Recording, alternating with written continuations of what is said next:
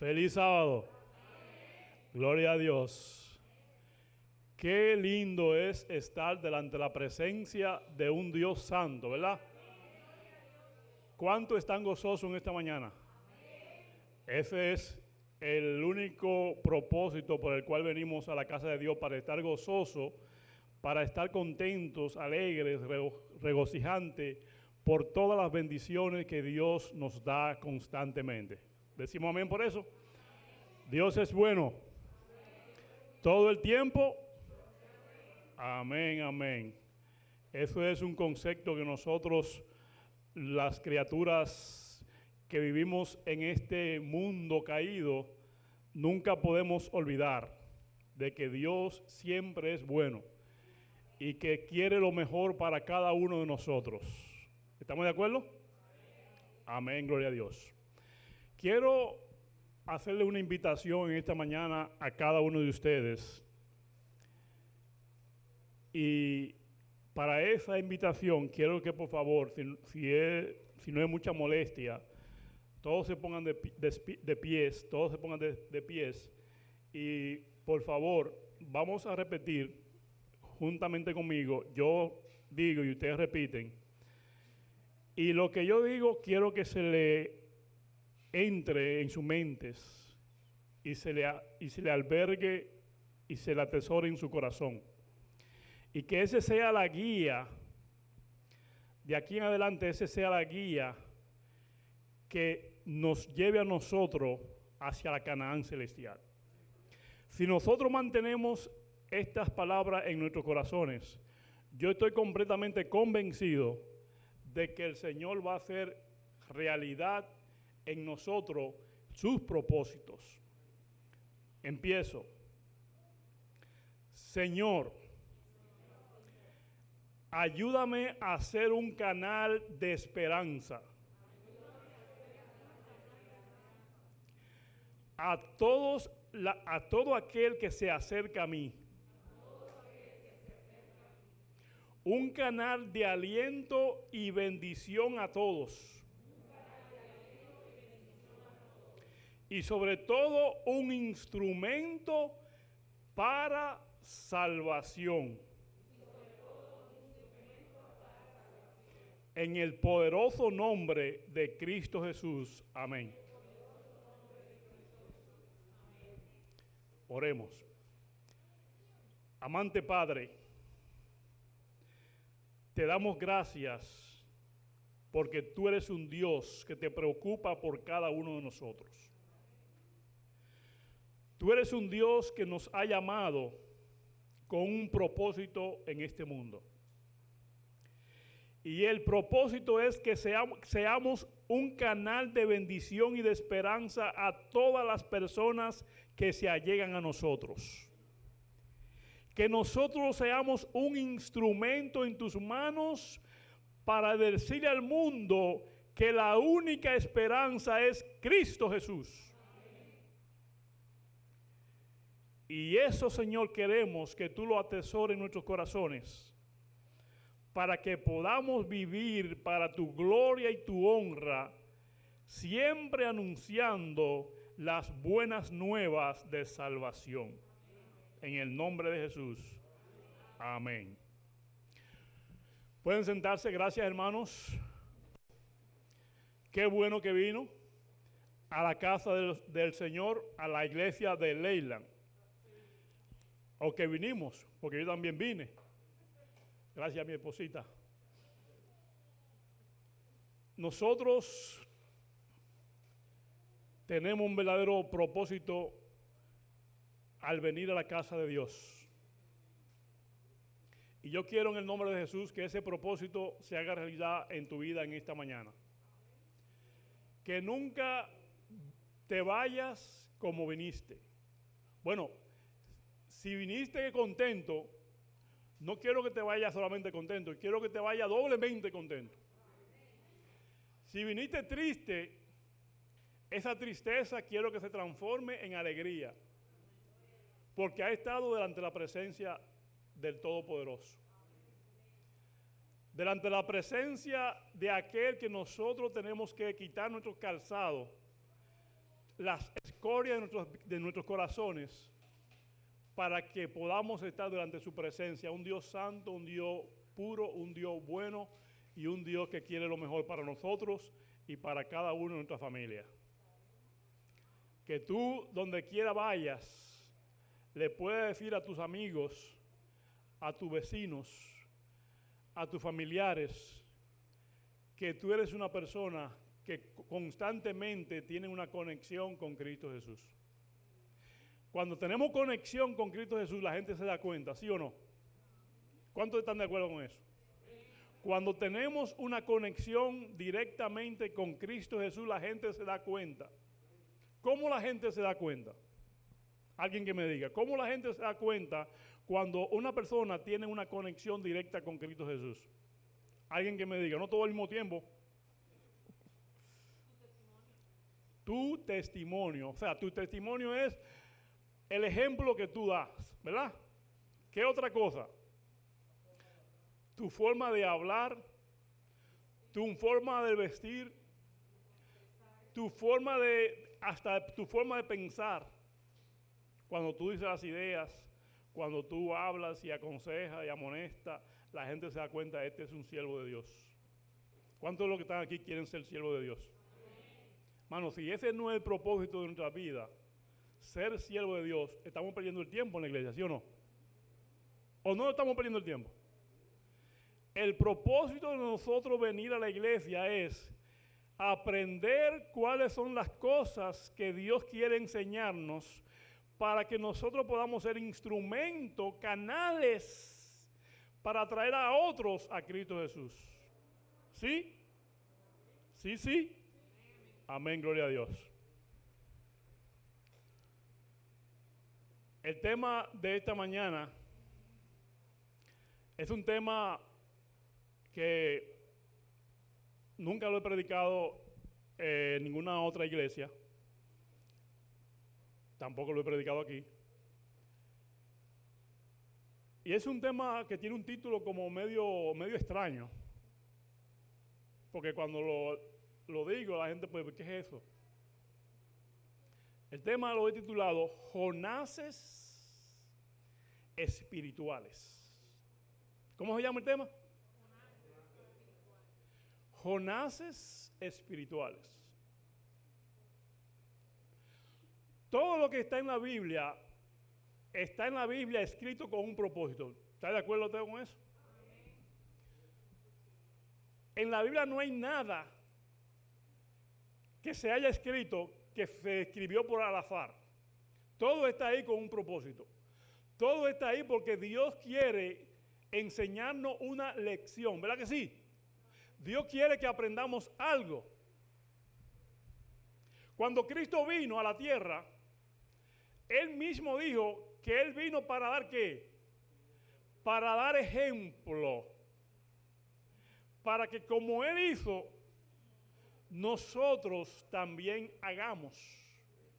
Quiere decir que la clave del éxito, la clave para entrar a la Canaán celestial es aprender de todos los ejemplos que encontramos en la Biblia para nuestro beneficio. Tenemos siempre que sacarle el lado positivo a todas las ilustraciones, a todas las parábolas, a todas las metáforas, a todas las historias y a todas las expresiones que se encuentran en la palabra de Dios, porque están ahí con un propósito, y es que nosotros aprendamos a ser mejores cristianos. Y en esta mañana, Jonases espirituales, quiero enumerar dos principios que son fundamentales en la palabra de Dios. Están dispersos por toda la Biblia, están diseminados por toda la palabra de Dios, están esos dos principios. Y esos dos principios nosotros nunca podemos olvidarlos como cristianos. El primer principio lo vamos a encontrar, vamos todos, que quiero que se oiga la Biblia moviéndose, en el libro de Éxodo.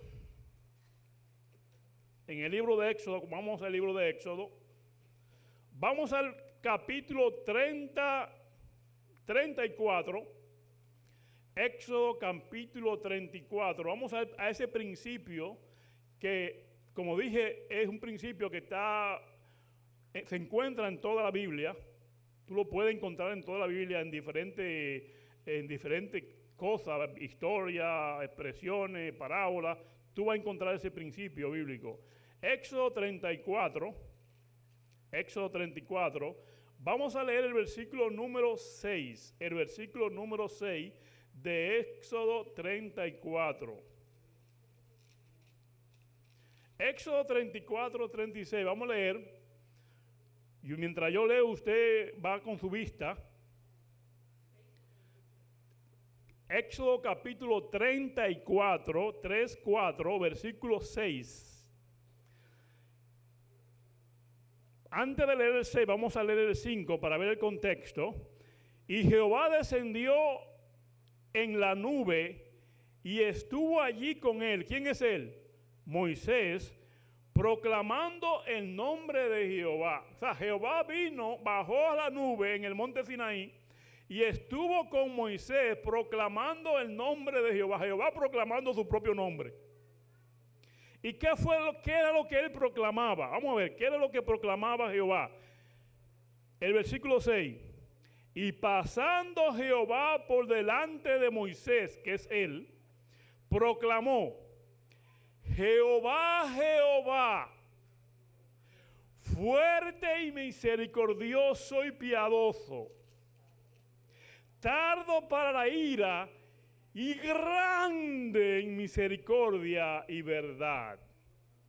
Ese es un principio que tú lo encuentras en toda la palabra. Jehová es un Dios que misericordioso y piadoso, tardo para la ira y grande, pero muy grande en misericordia.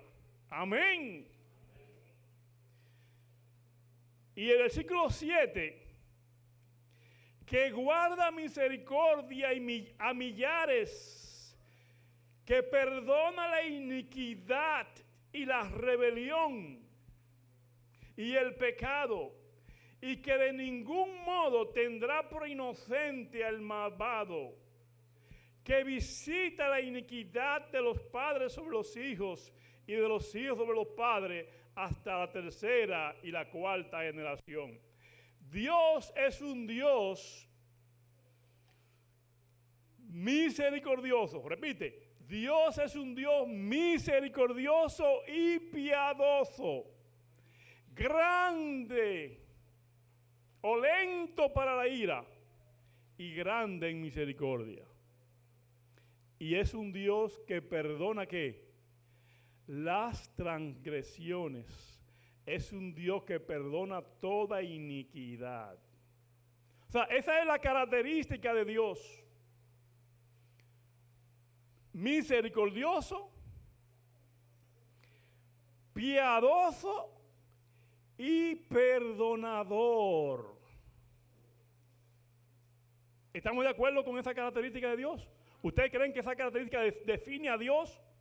Un Dios misericordioso y piadoso y un Dios perdonador. Ok, estamos de acuerdo, ¿verdad? Si estamos de acuerdo, ¿cuántos están de acuerdo? Los que no levantan la mano no están de acuerdo. O no escuchan. Pero yo respeto, está bien. Yo soy demócrata. No soy del Partido Demócrata, pero soy de acuerdo al principio de la democracia.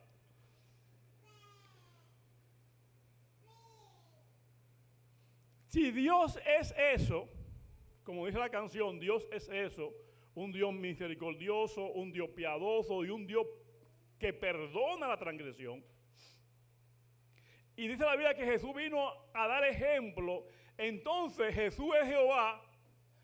Quiere decir que nosotros tenemos que ser también ¿qué? Tenemos que también ser ¿qué? Misericordioso, piadoso y ¿qué? Perdonadores, ¿o no?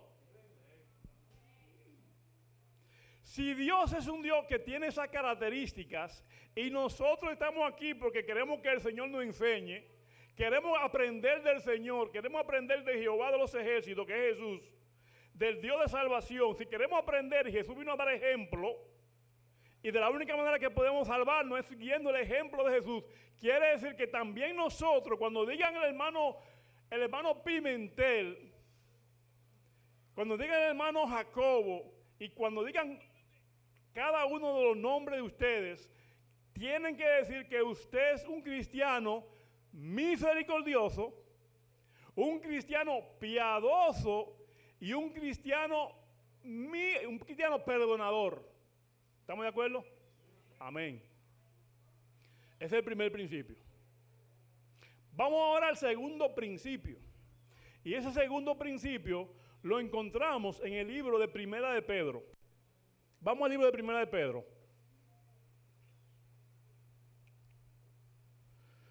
Primera de Pedro, capítulo 2. Primera de Pedro, capítulo 2, es un versículo muy famoso, creo que todos lo sabemos. Y vamos a leer el versículo 9. Primera de Pedro, capítulo 2, versículo 9. Mas vosotros sois linaje escogido. ¿Quiénes son linaje escogido? ¿Quiénes? Real sacerdocio, nación santa, pueblo adquirido por Dios. ¿Qué significa adquirido? ¿Qué significa la palabra adquirido? Que Dios lo obtuvo, que le hizo posesión. Pueblo adquirido por Dios. Y dice, ¿con qué propósito? La brisa me tiró el versículo. ¿Con qué propósito? Para que anunciéis las virtudes de aquel que nos llamó de las tinieblas a su luz admirable. Hermano, qué propósito tan hermoso, qué propósito tan grande, qué propósito tan claro.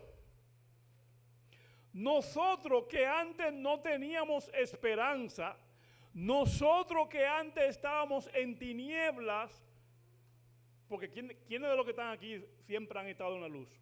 Ninguno. Nosotros que estábamos en tinieblas, nosotros que estábamos en rebelión, nosotros que estábamos en pecado, en iniquidad, en oscuridad, Dios nos hizo posesión suya. Dios llamó a la iglesia de Leyland en esta comunidad para que la iglesia de Leyland, todos nosotros que estamos aquí en Leyland, podamos que anunciar las virtudes de aquel que nos llamó. Y ese es un principio que tú y yo tenemos que asimilar, que tú y yo tenemos que entender. Si nosotros no asimilamos esos dos principios y los unimos para que eso sea lo que rija nuestra vida, nosotros lamentablemente, hermano, déjame decirte, Julio Pimentel te dice, en el nombre de Jesús, de que si nosotros no estamos uniendo esos dos principios, para que esos dos principios sean lo que rija nuestras vidas, nosotros estamos perdiendo el tiempo. Y qué triste es, hermano, qué triste es. Yo ni me puedo ni siquiera imaginar, porque cuando yo me imagino eso tiemblo. Que después que haya yo invertido tanto tiempo en la iglesia, que después que yo tenga tantos años en la iglesia, que después que yo haya dejado el mundo, las supuestas cosas que dan gozo en el mundo, y no haya disfrutado de lo que la gente llama gozo en el mundo, yo después que haya dejado todo eso para seguir a Cristo y tenga tantos años en la iglesia, que cuando Jesús venga y yo sea dejado fuera. Qué triste, hermano, sería que cuando tu nombre sea llamado, se escriba esa fatídica expresión, tekel, tekel, urpasín. Pesado ha sido en balance y ha sido hallado ¿qué? Yo no quiero que eso pase a ninguno de la iglesia de Leyland. Yo quiero que cuando Jesús llame tu nombre sí diga justificado con la sangre de Cristo Jesús. Que cuando se vea tu nombre digan, he aquí un verdadero israelita en quien no hay engaño. He aquí un verdadero hijo de Dios en la iglesia de Leyland, en la ciudad de Leyland, que proclama la buena nueva de salvación a este mundo que está pereciendo. Hermano, tenemos que dejar que nuestra vida sea guiada por esos dos principios. ¿Pero por qué? ¿Por qué yo vengo con estos principios? Porque ahí, lamentablemente, le voy a decir que lamentablemente el evangelio es perfecto. ¿Cuántos están de acuerdo que el evangelio es perfecto? El evangelio es perfecto, pero los que estamos en el evangelio, ¿somos perfectos? No somos perfectos. Dios quiere que seamos perfectos, porque eso es lo que Dios quiere, que seamos perfectos, ¿sí o no? Dice que Dios quiere que seamos una nación santa, un pueblo perfecto, pero lamentablemente no todos somos perfectos. Y no todos estamos haciendo las cosas que Dios quiere que hagamos. Lamentablemente esa es la realidad. No podemos cegarnos a la realidad. ¿Verdad, Teo? No podemos cegarnos a la realidad. Es un asunto que yo, en el tiempo que tengo en la iglesia, y déjame decirte que son muchos años, en el tiempo que tengo en la iglesia, lo he visto constantemente en la iglesia. Y yo te quiero decir a ti, que porque tú veas eso en la iglesia, yo te voy a decir lo que es, porque tú veas eso en la iglesia y constantemente lo vas a ver y lo ves en tu vida cristiana, yo no quiero que eso te desanime, porque el diablo quiere que tú te desanimes y te vaya al mundo. Déjame decirte que en el mundo no hay nada, en el mundo no hay nada. Esta iglesia, esta arca, aunque apeste, este es el arca de salvación. Aunque nos demos codazos uno con otro, aunque hablemos a veces uno en contra del otro, esta es la iglesia de Cristo. Y ahora es posible que esté imperfecta. Es posible que ahora veamos cizaña. Pero muy pronto el Señor va a purificar su iglesia. Y no eres tú que la va a purificar. No creas que eres tú que la va a purificar. No creas que es Julio que la va a purificar. A veces creemos que nosotros somos los que purificamos la iglesia. O que vamos a purificar la iglesia. No, yo soy más santo que tú. Y como yo soy más santo que tú, yo tengo que sacar la cizaña de la iglesia. No. No te engañes con eso. Que tú no estás capacitado para sacar cizaña. El único que puede sacar la cizaña es el Espíritu Santo. Y muchas veces nosotros como cristianos queremos hacer el papel del Espíritu Santo. Y decir quién se va a salvar y quién se va a perder. Quién es santo y quién no es santo. Quién es cristiano y quién no es cristiano. Eso está wrong. Tú no estás llamado a señalar a nadie. Tú estás llamado a hacer luz para el mundo. No importa que los demás se opaquen. No importa que las demás velas se apaguen. No importa que las demás lámparas se apaguen. No te fijes en ninguna lámpara que se apaga. Tú estás llamado a que tu lámpara brille siempre. No te desanimes por las cosas que veas mal en la iglesia. Yo lo he visto. Da tristeza, sí da pena, da dolor. Pero si a ti te da pena, a Dios le da más pena todavía. Y tú no amas la iglesia más que Dios. Dios ama a la iglesia como la niña de sus ojos. Imagínate, Dios ama a la iglesia. Dios ama a Leyland. Dios ama a cada hermano de Leyland. Dios ama a cada visita de Leyland. Dios ama a cada hermano. No importa cómo esté, Dios lo ama. Y tú no eres quien, Julio no es quien para señalarlo. Decirle, este se va a salvar o este no se va a salvar. Porque ese no es un papel de nosotros. Ese es un papel del Espíritu Santo. Y muchas veces los que pensamos que son los que se van a perder, son los que se van a salvar. Y los que creemos que son santos, que se van a salvar, esos están más, no voy a decir la palabra, pero esos va a haber sorpresa en el cielo. O sea, que no te dejes llevar por lo que veas. No te dejes llevar por las apariencias, porque como dice el refrán, las apariencias ¿qué? Engañan, y no todo lo que brilla es oro.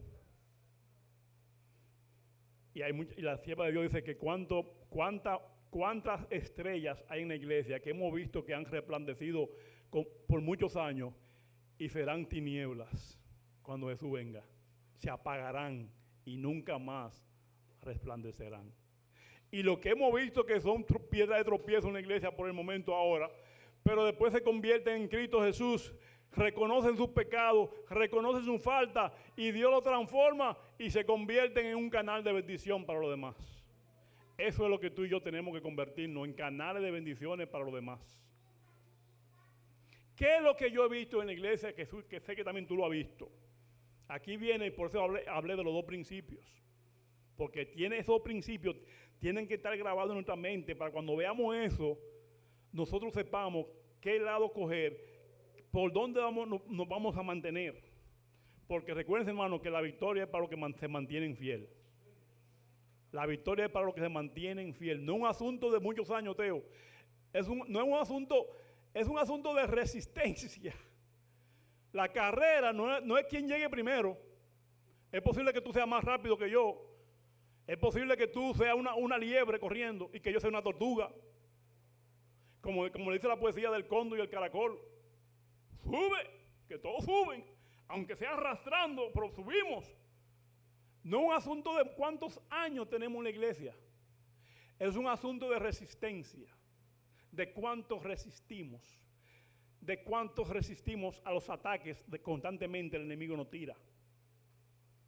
Si estamos protegidos por estos principios que están ahí para que nos sirva de escudo, para que nos sirva de coraza.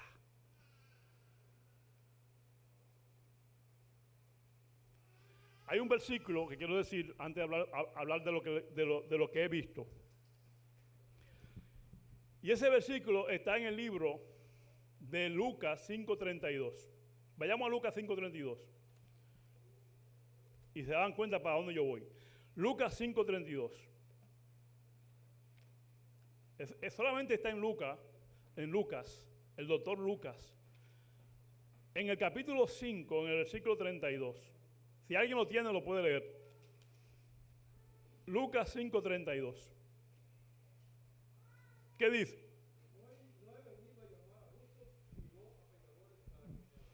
Entonces, ¿a qué vino Jesús, Teo? Jesús vino a hacer fiesta con los justos. Jesús vino a celebrar con los santos de la iglesia. Y Jesús vino, aquí me gané 5 santos, ya cerremos la puerta y ya no aceptamos más gente, ya somos santos todos los que estamos aquí. A eso fue que vino Jesús, ¿verdad? Cuando Jesús comía con los pecadores, con las prostitutas y con los publicanos, ¿qué le decían los fariseos a Jesús? Que él no era profeta, nada. ¿Por qué? Porque ¿cómo era posible que si él era profeta, cómo él comía con los publicanos, con las prostitutas y con los pecadores? Recuérdense cuando Jesús llamó a Leví Mateo, el publicano, que cobraba impuestos. Dice que él hizo una fiesta allá, invitó a Jesús a esa fiesta porque estaba contento, porque Jesús lo había salvado.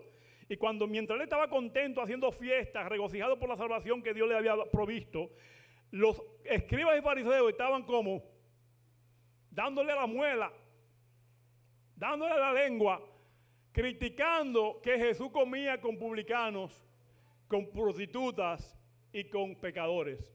Y Jesús, que conocía el corazón de ellos, ¿qué Jesús le dijo? Teo, eso que tú leíste ahí. ¿A qué fue que yo vine? Dígame, explíquenme ustedes a qué yo vine. ¿A qué fue que vino Jesús, hermano de Leyland? Jesús vino a llamar ¿qué? Pecadores al arrepentimiento. Jesús no vino a vivir con pecadores, que es muy diferente.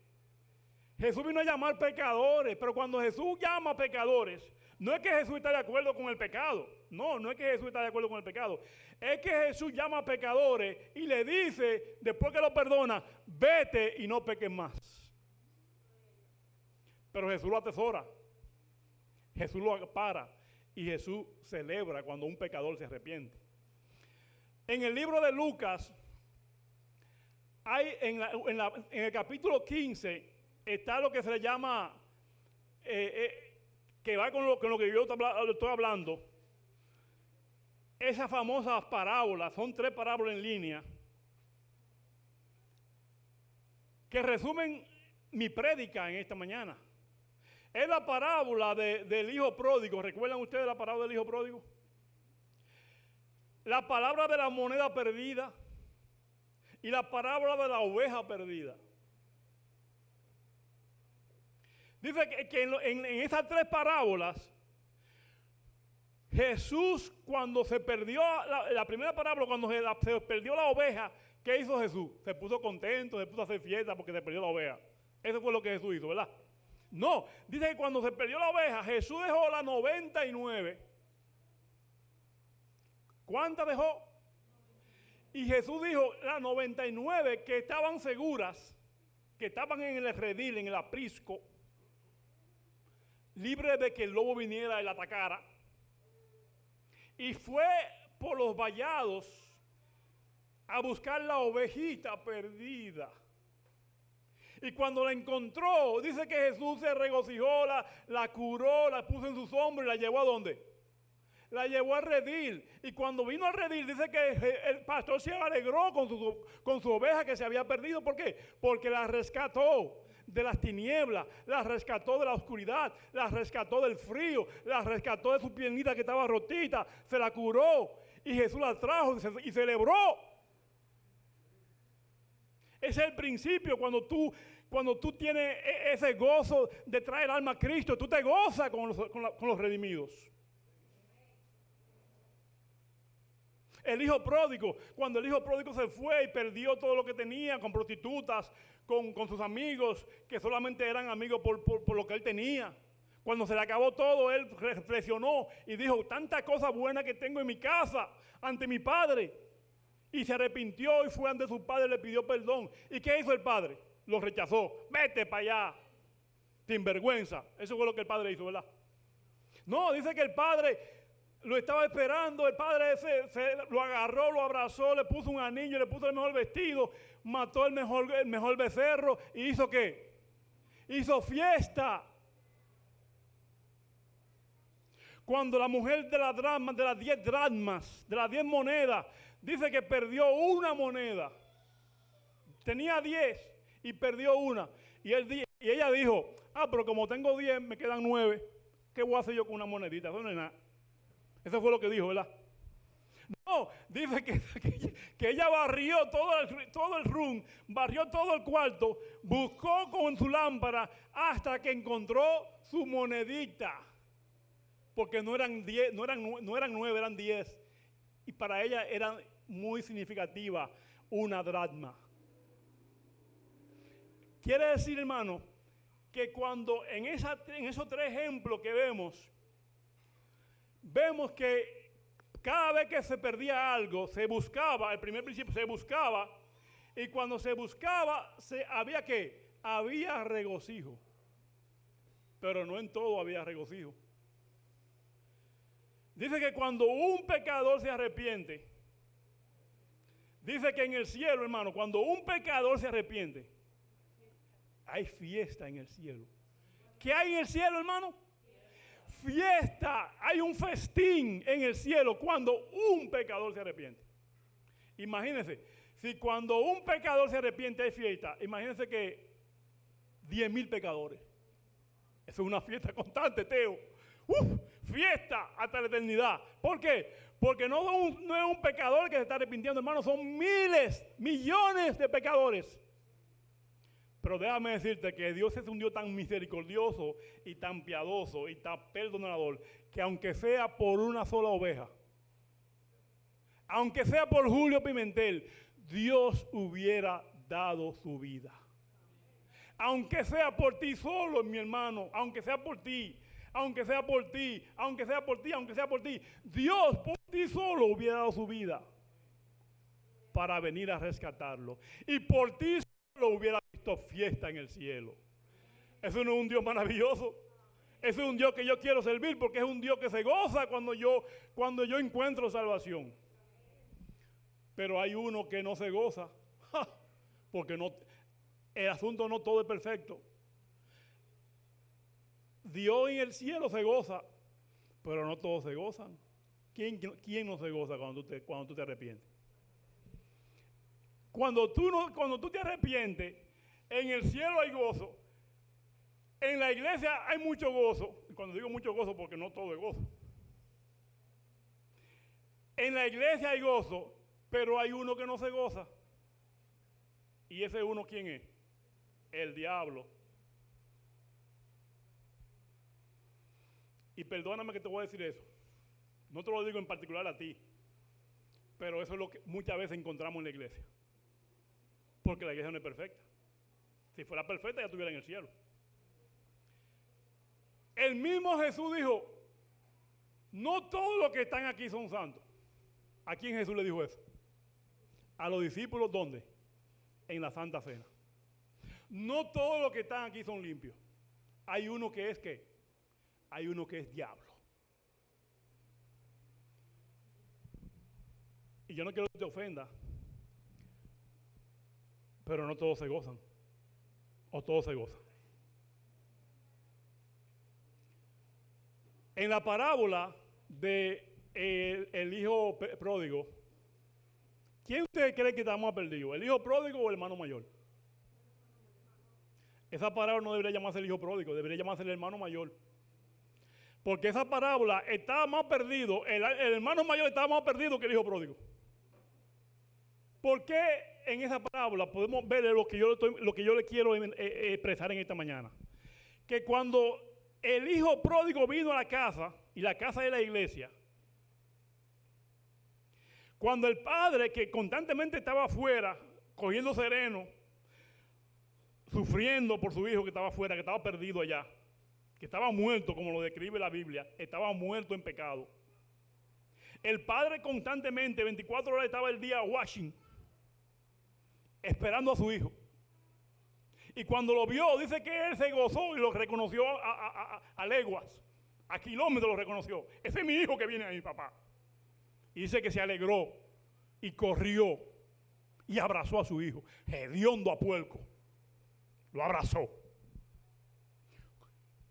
Y ese es el principio que tú y yo tenemos que tener. Cuando un hermano de la iglesia se va del mundo, se pierde en el mundo, se va y se pierde en pecado, en prostitución, en adulterio, en todo lo que sea. Ese es el principio que tú y yo tenemos que tener, que cuando ese hermano vuelve a la iglesia, tenemos que regocijarnos con ese hermano, no patearlo. Que muchas veces hacemos eso como iglesia.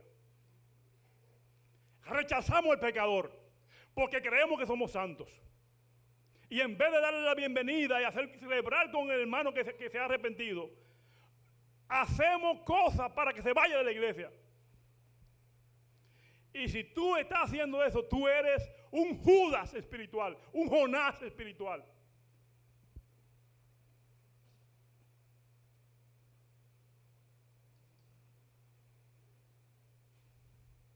Porque empezamos a pensar, ¿quién se cree este? Este es porque está adulterando, fornicando y todo esto. Ahora viene a la iglesia, cree que es jefe. Esos son los principios que vienen a nuestra mente. Y cuando vienen esas ideas a nuestra mente, esas ideas, ¿quién es que las trae? Es el diablo, el maligno, el que está aborrecido porque tú viniste de las tinieblas a la luz admirable.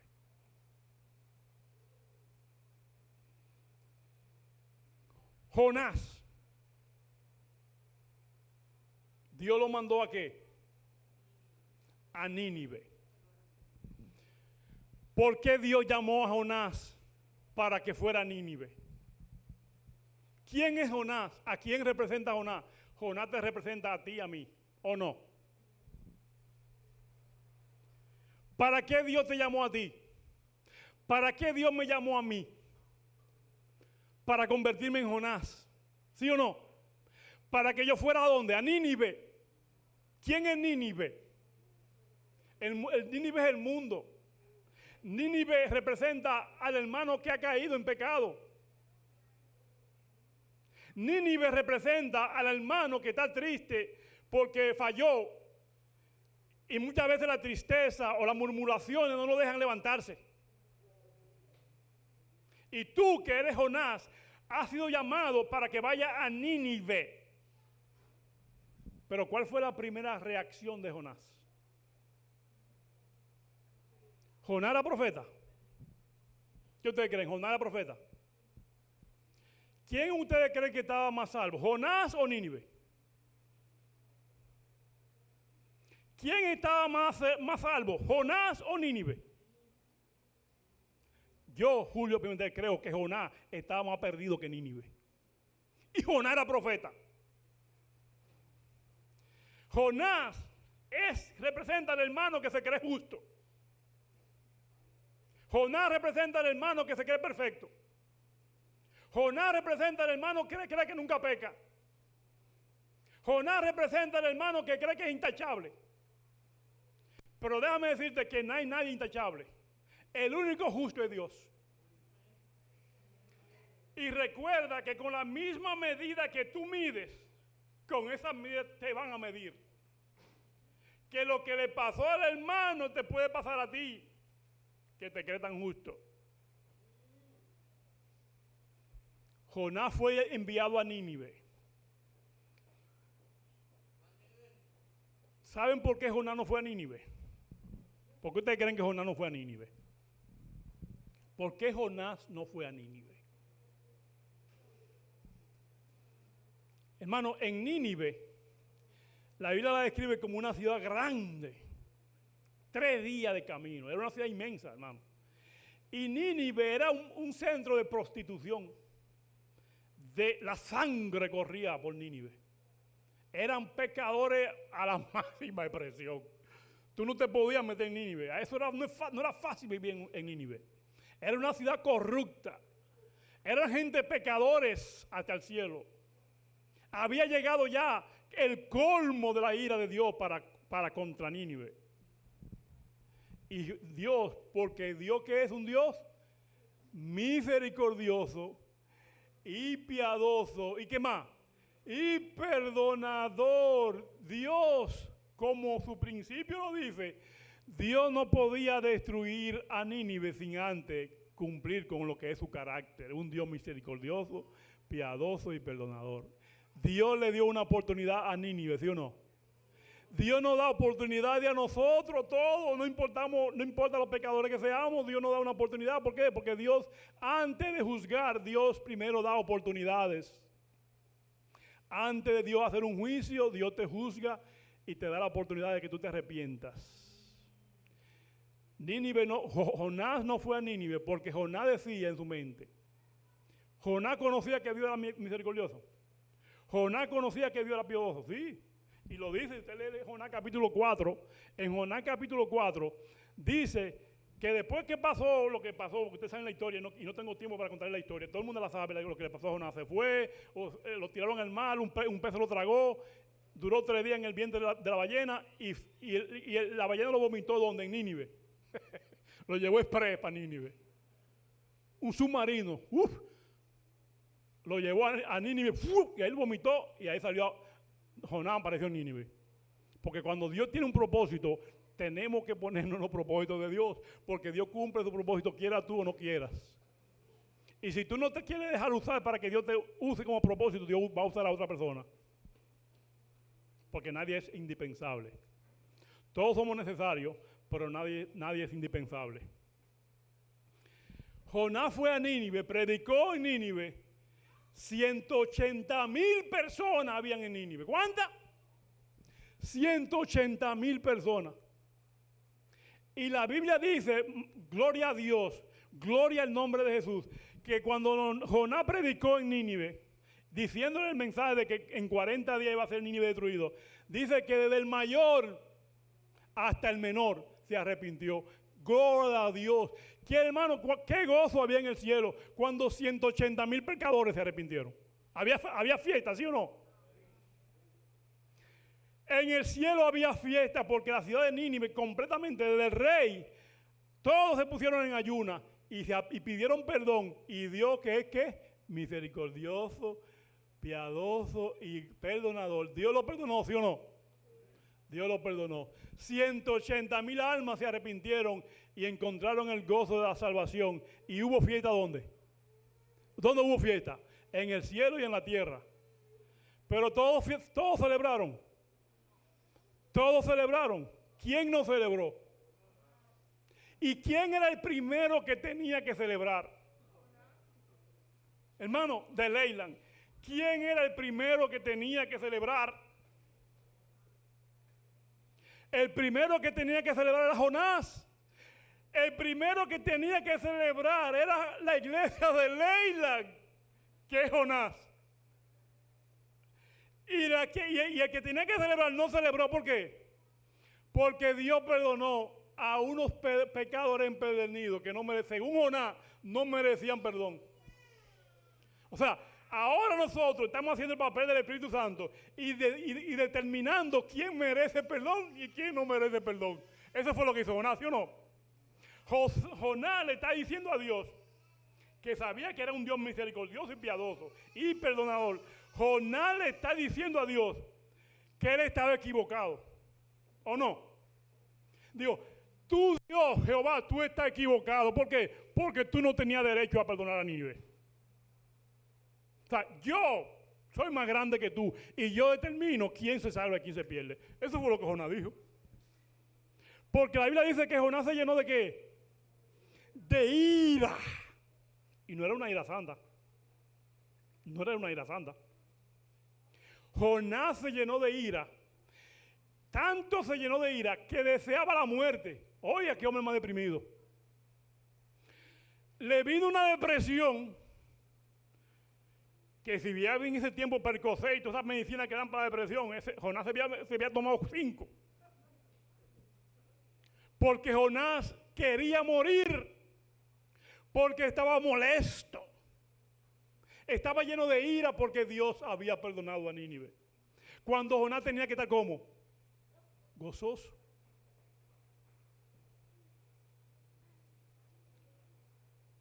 Cuando el hermano mayor escuchó el alboroto en la casa,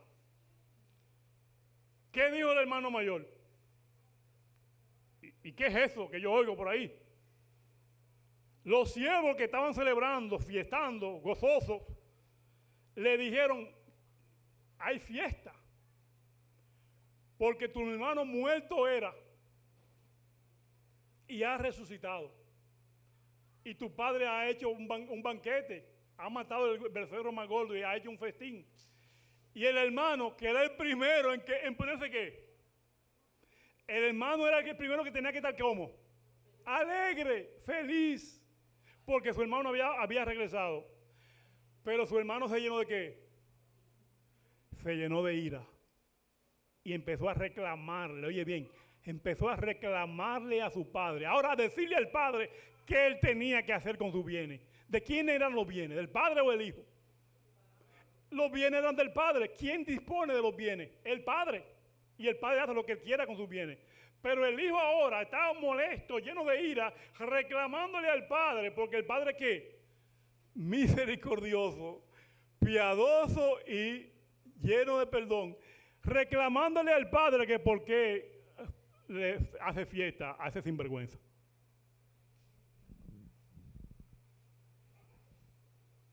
Iglesia de Leyland, no te dejes engañar por el diablo. No nos dejemos engañar por el enemigo. Que nosotros como iglesia hemos sido llamados para traer a los pecadores a la iglesia. ¿Para qué? Para traer a los pecadores, no para que sigan pecando en la iglesia. No, hermano, no nos confundamos. Nosotros hemos sido llamados para traer a los pecadores a la iglesia, pero no para que sigan pecando. Porque después que tú los llamaste y ellos conocieron la luz de Cristo, ellos fueron perdonados y ellos van a aprender del Espíritu Santo a vivir una vida de santidad. Nosotros debemos celebrar cuando un alma viene a los pies de Jesús. ¿Cuál es la función de la iglesia? Quieren que me diga, ¿cuál es la función de la iglesia? No es redimir, no es restaurar, no es sanar, no es alimentar. Entonces, ¿por qué a veces que no queremos cumplir con esa función? ¿Por qué a veces queremos decir a quién vamos a restaurar, a quién vamos a redimir? Oh, no, pero como es Teo, no, espérate, como Teo se cree, Teo, escúchame que use tu nombre, porque lo hice por confianza. Mi esposa una vez me dijo, ¿por qué tú usas tanto a Teo? Teo se va a molestar contigo. Porque te conozco muchos años. Cuando a veces nosotros tenemos, entre comillas, podemos cometer ese error de determinar quién, depende de quién comete el pecado. Como fue Julio, y como Julio era un líder de la iglesia, a Julio hay que darle duro. Julio no tiene derecho a arrepentirse. Julio no tiene derecho a pedir perdón. Todo el mundo puede pedir perdón y lo aceptamos y hacemos fiesta. Pero si el hermano Julio pide perdón, no. El hermano Julio no. El hermano Julio cometió pecado hace 20 años y todavía en 20 años estamos pensando en el pecado que el hermano Julio cometió hace 20 años. Hermano, ese es un principio satánico, ¿sí o no? Porque pecado es pecado, sea quien sea que lo cometa, aún sea el pastor. Y la función de la iglesia es restituir, sanar las heridas, reconciliar las diferencias. Ese es el papel de la iglesia, no importa quién sea. Y tú como miembro de la iglesia de Leyland, tu voz tiene que estar siempre en alto. De que estos dos principios te rigen en tu vida. De que tú seas una persona misericordiosa y piadosa, tardo para la ira y grande en amor y en benignidad y perdonador. Que cuando tú ves un hermano que yerra, que se aparta, que se va de la iglesia como la oveja perdida, tu trabajo es orar por ese hermano, hacer todo lo indecible para rescatar a ese hermano, con palabra de aliento, con palabra de amor, con palabra de ternura. Y tú no estás consintiendo el pecado con eso, porque no podemos creer que estamos consintiendo el pecado con eso. Una cosa es consentir el pecado y otra cosa es ser piadoso, condescendiente con el hermano, no con el pecado, condescendiente con el hermano, no con el pecado. Porque la iglesia tiene que también disciplinar. Cuando la iglesia disciplina, la iglesia lo que está diciendo es que está en desacuerdo con las cosas malas que hizo el hermano. Pero la disciplina no puede ser la disciplina no puede olvidar la misericordia. La disciplina es una parte de la moneda, pero la otra moneda es la función de la iglesia de restaurar al caído, de buscar al pecador y traerlo nuevamente al redil de Cristo Jesús. La iglesia de Leyland quiere hacer eso. Yo quiero decirte que si tú quieres en esta mañana que el Señor te use como un canal de bendición, como un canal de restauración, como un canal de llevar la luz a las personas que están allá afuera en tinieblas, aún a las personas que se han ido de la iglesia, que están fuera de la iglesia, que a veces no saben cómo llegar porque el camino el diablo como que se lo esconde. Pero con una palabra de aliento tuya, con una palabra de misericordia tuya, con una palabra de hermano, de ponerle una mano en el hombro, de darle un estímulo a ese hermano puede encontrar nuevamente el camino. Tú quieres en esta mañana, iglesia de Leyland, que el Señor te utilice como un instrumento de salvación. Ponte de pie. Y vamos a repetir nuevamente lo que dijimos al principio, porque es algo muy interesante, hermano, y muy importante que tú y yo lo tengamos en nuestra mente. Si nosotros no tenemos en nuestra mente, hermano, no estamos cumpliendo la misión de Cristo, no estamos cumpliendo la misión de Cristo. Vamos a repetir nuevamente, hermano. Señor, ayúdame a ser un canal de esperanza a todo aquel que se acerca a mí. Un canal de aliento y bendición a todos y sobre todo un instrumento tuyo para salvación, un canal de aliento y de bendición a todos, y sobre todo, un instrumento tuyo para salvación. En el nombre poderoso de Cristo Jesús. Amén.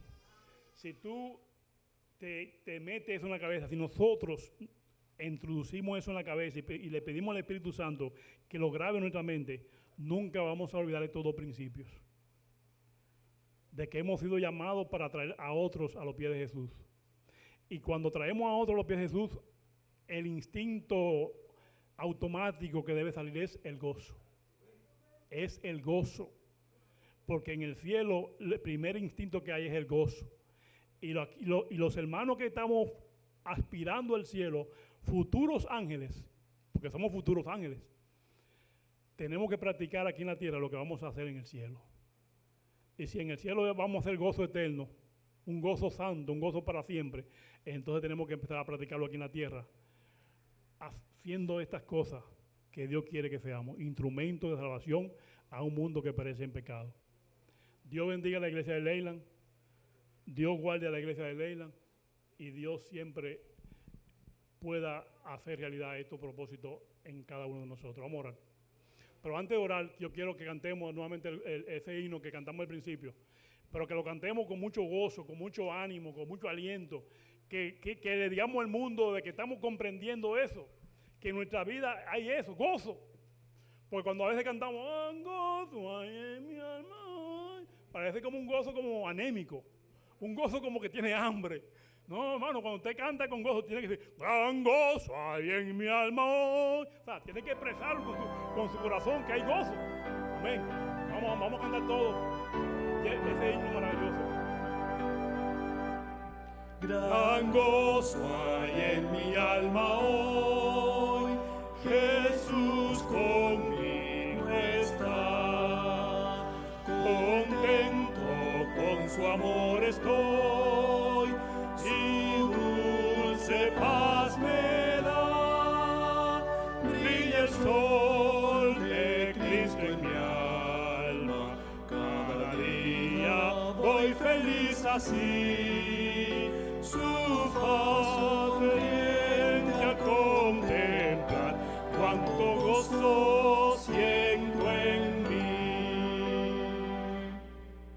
En mi alma hay melodías hoy, canciones a mi Rey. Feliz y libre en Cristo soy, y salvo por la fe. Brilla el sol de Cristo en mi alma, cada día voy feliz así. Su faz sonriente al contemplar, cuánto gozo siento en mí. Paz plena tengo en mi alma hoy, pues Cristo me salvó. Mis hierros rotos quedan ya, Jesús me libertó.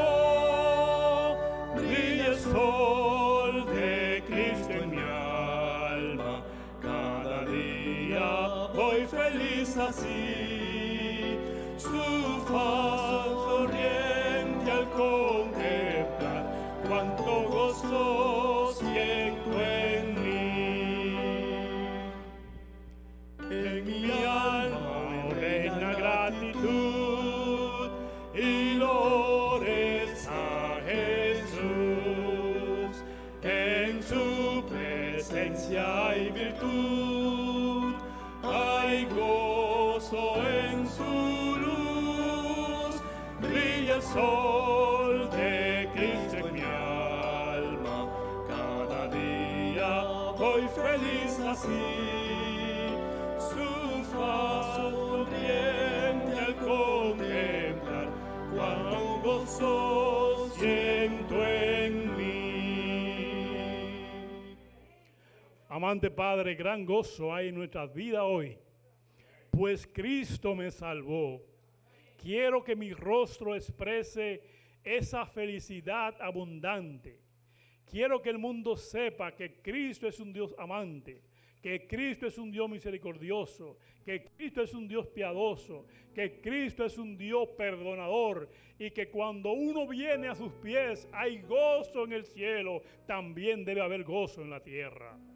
Gracias, Señor, que eso sea lo que rija nuestras vidas, que nuestro mayor gozo sea rescatar las almas que han perdido, que nuestro mayor gozo sea rescatar al hermano extraviado, al hermano que está dolido, al hermano traerlo a los pies de Jesús, y que todo como un redil celebremos el banquete, nos regocijemos en la gran salvación provista por el Espíritu Santo, provista por la sangre expiatoria de Cristo. Bendice a Leila, Señor. Bendice a sus dirigentes, que todos sean regidos por esos principios, de que nuestra función es redimir, nuestra función es rescatar y nuestra función es gozarnos con el gozo que produce la salvación. Gracias por manifestarte en medio nuestro. Gracias por ser un Dios piadoso, por ser un Dios misericordioso y por ser un Dios que perdona nuestras iniquidades. Bendice nuevamente a la iglesia de Leila y que todos sus planes, todos sus propósitos se puedan cumplir en el poderoso nombre de Cristo Jesús. Amén y amén. Bendiciones, hermano.